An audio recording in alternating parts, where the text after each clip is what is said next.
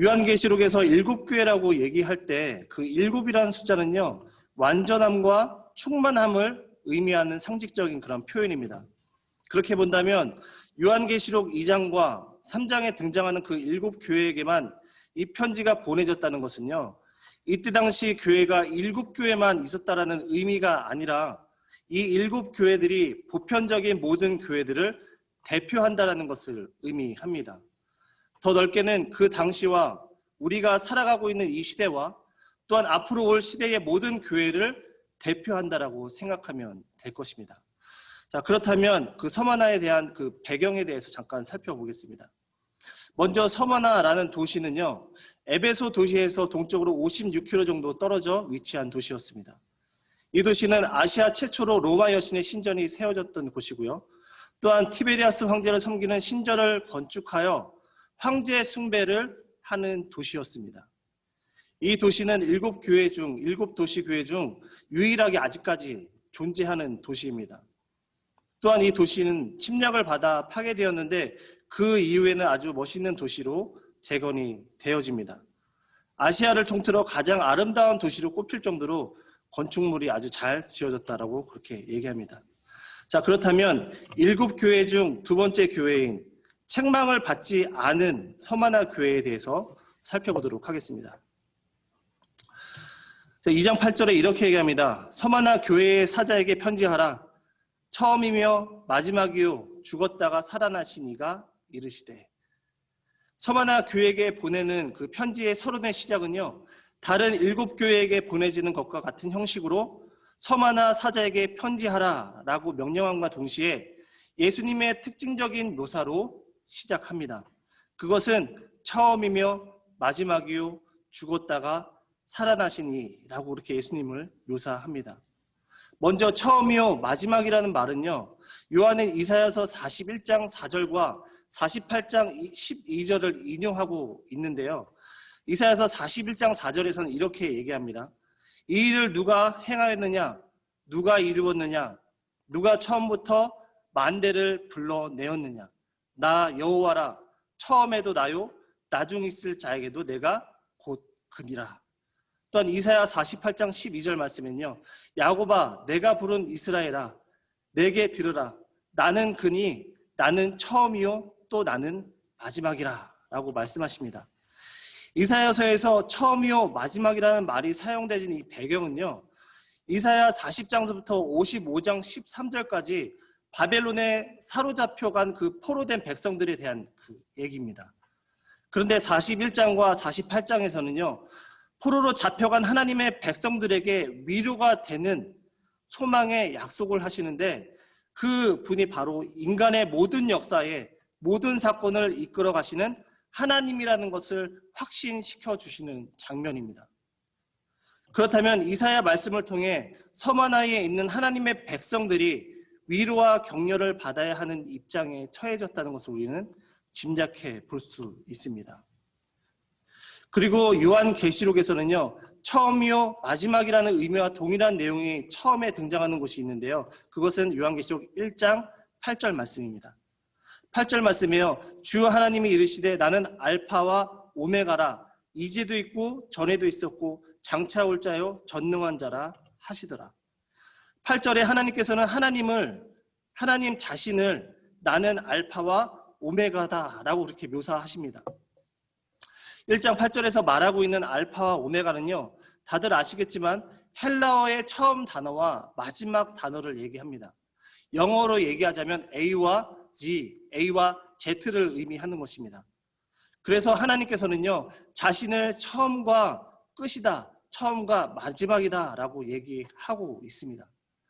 자, 알파와 오메가는 이스라엘의 처음 단어와 맨 마지막 단어이긴 하지만 알파로 시작하여 오메가를 끝으로 그 사이에 있는 모든 단어들을 포괄하고 있다는 것을 생각해 볼 수 있습니다. 자, A부터 Z까지 처음 단어가 A고 마지막 단어가 G지만 그 안에 있는 모든 단어들을 포괄하고 있다는 것이죠. 그렇다면 하나님 자신 스스로를 알파와 오메가, 곧 처음과 마지막이라고 얘기할 때 세상을 창조하시고 후에 심판자로 오실 뿐만 아니라 그 사이의 모든 역사를 다스리시고 주관하시는 분으로 이해할 수 있다는 것입니다. 다시 쉽게 말하면 하나님께서는 이 세상 역사의 주관자라는 것을 얘기하고 있는 것입니다. 복함이라는 신학자는 이렇게 얘기합니다. 하나님께서는 창조자로서 만물보다 앞서시고 만물의 종말론적 성취로 이끌 것이다. 하나님께서는 모든 역사의 근원이자 목표이다. 하나님은 창조 속에서 첫 말씀을 계시하셨고 새 창조 속에서 마지막 말씀을 가지고 계신다라고 그렇게 말씀합니다. 그리고 1장 12절부터 요한이 인자 같으니 곧 예수 그리스도를 묘사하는 장면이 이제 시작되어지는데요. 1장 18절 후반절에는요. 예수님께서는 스스로를 이렇게 얘기하십니다. 아까는 좀 전에는 하나님께서 알파와 오메가라고 얘기했지만 지금은 예수님께서 이제는 말씀을 하십니다. 예수님께서는 나는 처음이요 마지막이다 라고 그렇게 얘기하고 있는 것을 살펴볼 수 있습니다. 이 말은 우리가 1장 8절에서 알파와 오메가로 묘사하시는 하나님과 같이 예수 그리스도 또한 자신을 하나님으로서 이 세상 역사의 주관자라고 묘사하고 있는 것입니다. 요한은 2장 8절에 처음이요 마지막이라고 묘사한 예수님을 세상의 역사를 잡고 계시고 이 역사를 통치하시는 분으로 서마나 교인들에게 소개해 주고 있는 것입니다. 자, 그렇다면 왜 예수님께서는 자신을 세상의 모든 역사를 주관하시는 분으로 서론에서 얘기해 주고 있을까요? 예수님께서는 본문으로 들어가기에 앞서 자신을 세상의 주관자라는 것을 왜 서마나 성도들에게 반드시 상기시켜야만 했을까요? 예수님께서는 왜 자신을 세상의 모든 역사를 주관하는 자로 소개할 수밖에 없었는지는 우리가 이제는 차차 살펴보면 알게 될 것입니다. 그리고 예수님께서는요, 죽었다가 살아나신 분이다 라고 얘기합니다.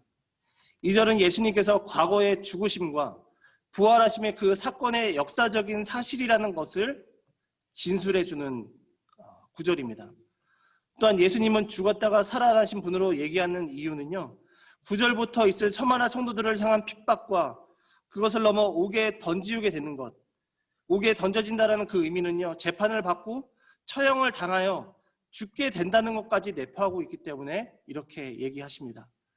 그래서 예수님께서는요, 서마나 교회 성도들을 향해서 죽었다 살아나신 분이라고 자신을 소개하고 있는 것입니다. 이러한 것처럼 예수님께서 자신을 처음이며 마지막이요 죽었다가 살아나신 분으로 얘기할 수밖에 없었는지는 이제 2장 9절 이후부터 쭉 나오게 됩니다. 자, 2장 9절에서는 이렇게 얘기합니다. 내가 내 환난과 궁핍을 알거니와 실상은 내가 부요한 자니라.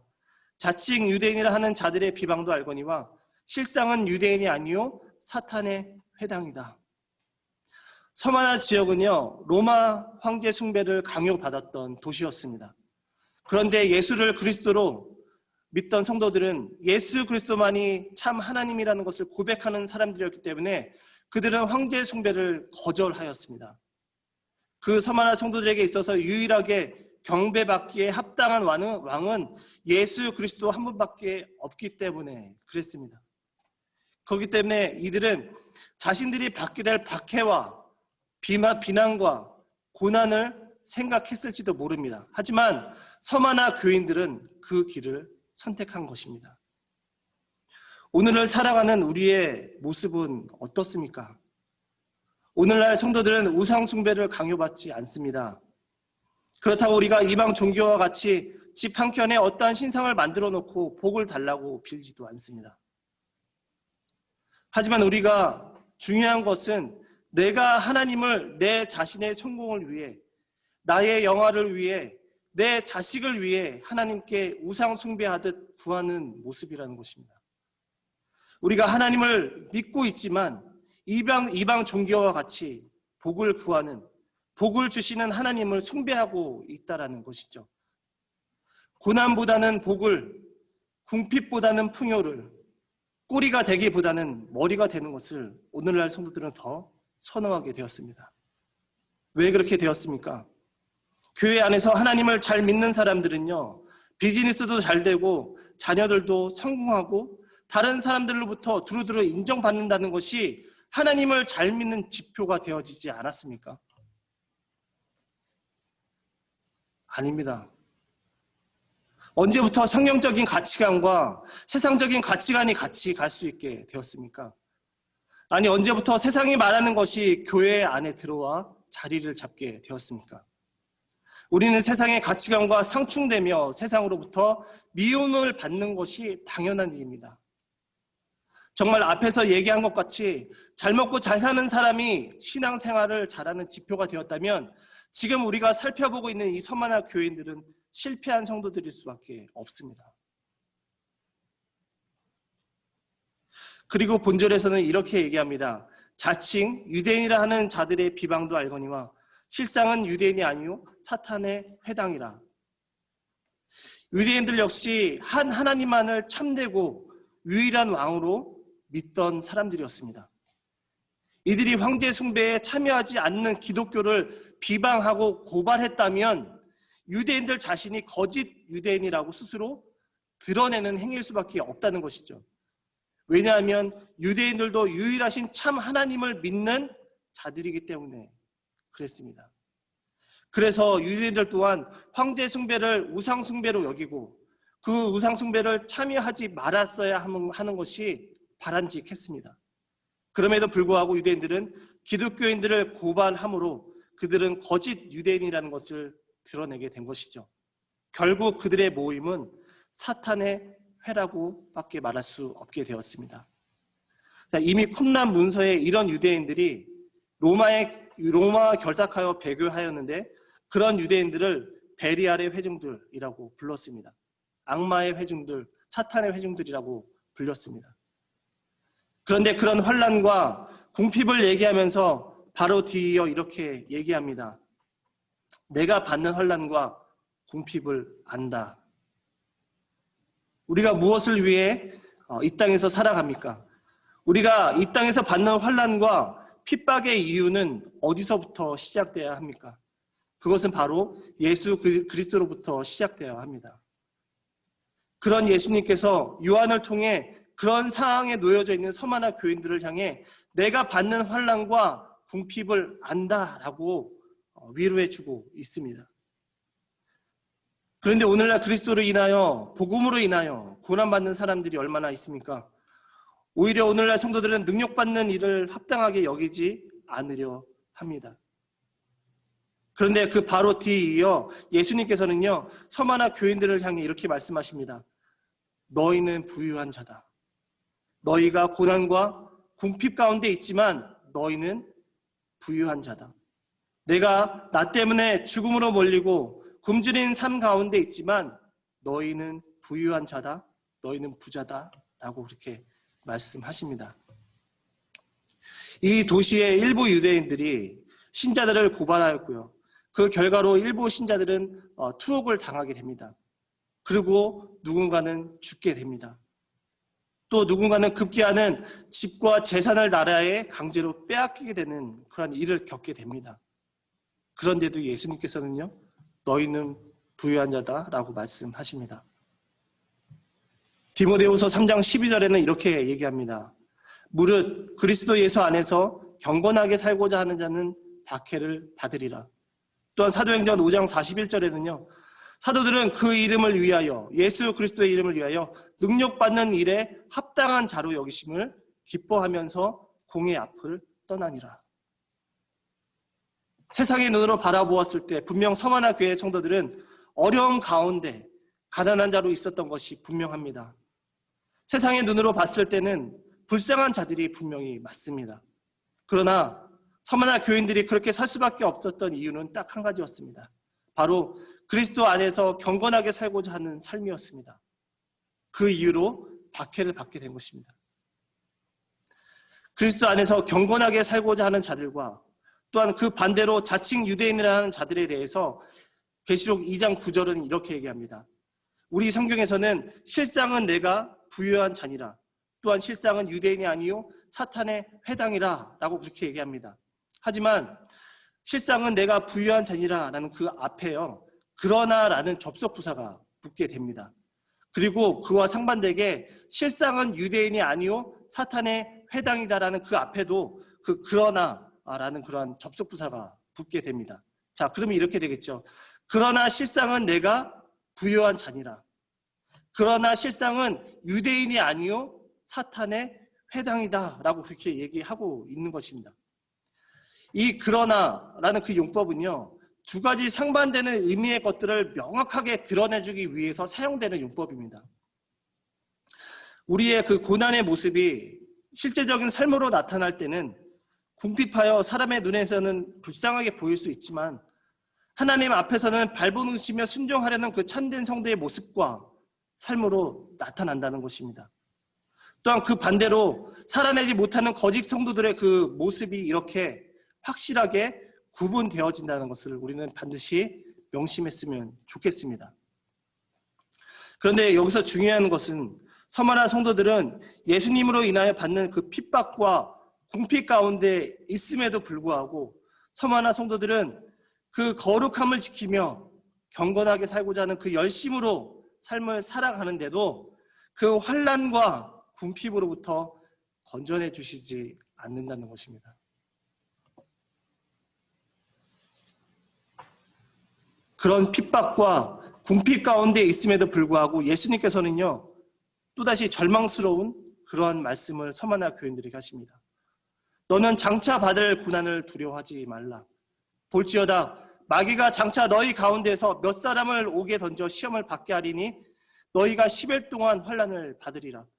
내가 죽도록 충성하라. 그리하면 내가 생명의 관을 내게 주리라. 그런 힘든 상황 가운데 있었던 그런 서머나 교회 교인들에게 너는 장차 받을 고난을 두려워하지 말라라고 또 말씀하십니다. 아직도 받아야 할 고난이 더 있다라고 말씀을 하시는 것입니다. 그런데 그 고난은 그냥 고난으로 끝나는 것이 아니라 이제는 마귀가 모든 사람이 아닌 몇 사람을 옥에 던져 힘든 상황으로 그것을 넘어 죽음에까지 이를 수 있는 시험을 받게 될 것이라고 얘기합니다. 저는 이 구절을 읽으면서 저에게 이렇게 들렸습니다.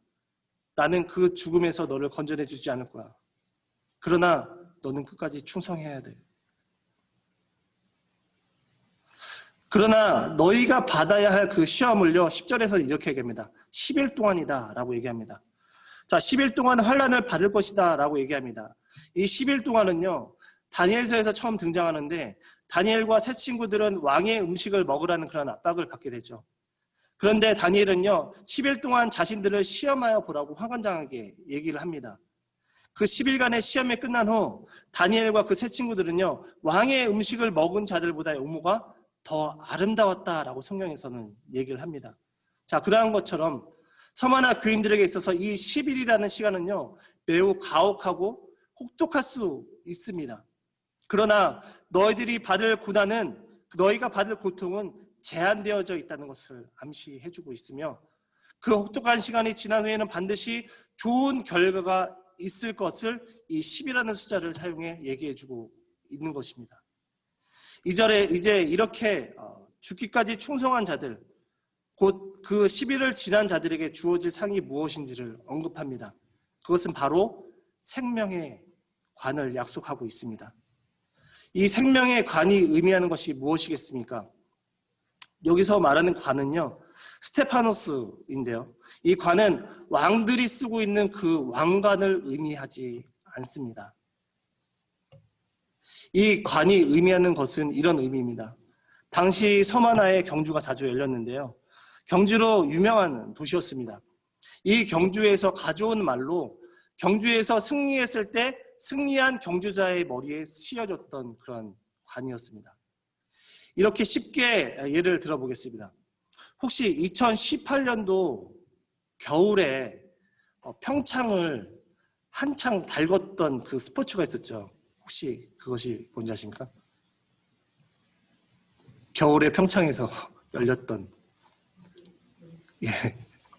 평창 동계올림픽이었습니다. 그 평창 올림픽이 한창 시작되어졌을 때 유튜브를 통해서 평창 그 올림픽에 출전한 선수들의 모습을 담아서 한번 본 적이 있었습니다. 그것을 보면서 정말 많은 운동량을 소화해내는 것을 보면서 저도 거의 14년 가까이 운동을 했지만 굉장히 많은 운동량을 소화하고 있구나, 엄청 힘들겠구나라는 그런 생각을 했던 적이 있었습니다.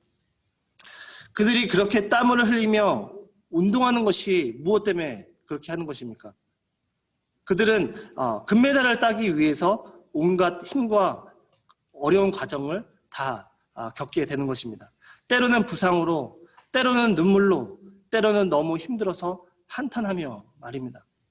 그런데 그 선수들이 마지막 결승전에서 우승을 하거나 1등을 하였을 때의 그 기쁨이 어떻겠습니까? 선수가 1등을 하여 시상식에서 금메달을 받게 됩니다. 그리고 그 금메달을 목에 걸기 위해서 자신의 이름이 불려지기 직전에 그 사람의 마음은 어떻겠습니까? 그리고 드디어 그 사람의 이름이 불려지고 단상에 올라가 금메달을 목에 걸게 될 때 그때의 기분은 어떻겠습니까? 아마 그 자리에 올라가 본 사람만이 그 마음을 알 수 있겠죠. 그런 것입니다. 스테파노스라는 그 하는 생명의 면류관, 생명의 간은 내가 하나님의 백성으로서 살고자 하는 피나는 연습과 훈련에 있는 자들에게 주어지는 상인 것입니다. 운동선수들이 힘들어 눈물을 흘리고 때로는 땅을 쳐가며 자신을 훈련시킨 사람에게 주어지는 상이 금메달이라면 끝없이 말씀으로 자신을 쳐 복종시키는 훈련을 통해 나에게 고난과 궁핍과 가난을 경험하더라도 끝까지, 때로는 죽게 되더라도 끝까지 순종하는 자들에게 주어지는 상이 바로 생명의 관이라는 것입니다. 또한 11절에서는요, 이기는 자들에게 이렇게 얘기합니다. 귀 있는 자는 성령이 교회들에게 하는 말씀을 들을지어다.